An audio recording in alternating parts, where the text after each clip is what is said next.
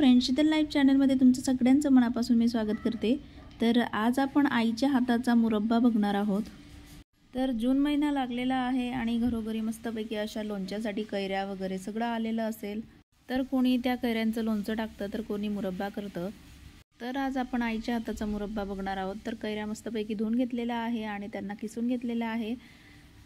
तर एका पातेल्यात गरम पाणी करायचं आहे, त्याच्यामध्ये आपण गूळ टाकणार आहोत। तर आज आपण गुळाचा मस्त मुरब्बा करणार आहोत। तर इकडे मी गूळ टाकलेला आहे, त्याला पूर्ण विरघळू द्यायचा आहे। नंतर आपण गाळणीने गाळून घेणार आहोत दुसऱ्या कढईमध्ये आणि त्याच्यात थोडंसं तूप टाकायचं आहे। तर तूप टाकल्यानंतर त्याला उकळी येऊ द्यायची आहे आणि उकळी आल्यानंतर आपण जे हे कैरीचं किस केलेलं होतं त्याच्यात आपण ते मिक्स करणार आहोत।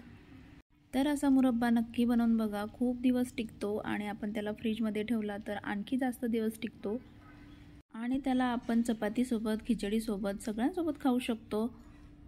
तर आता मी तूप टाकून घेते आणि परत एकदा मिक्स करते आहे आणि नंतर आपण कैरीचं किस टाकणार आहोत आणि त्यालाही चांगलं मिक्स करायचं आहे। तर ब्लॉग तुम्ही शेवटपर्यंत बघा आणि कैरीचा मुरब्बा तुम्हाला कसा वाटला नक्की मला कमेंटमध्ये सांगा आणि आवडला तर लाईक, शेअर, सबस्क्राईब करायला विसरू नका फ्रेंड्स। बाय।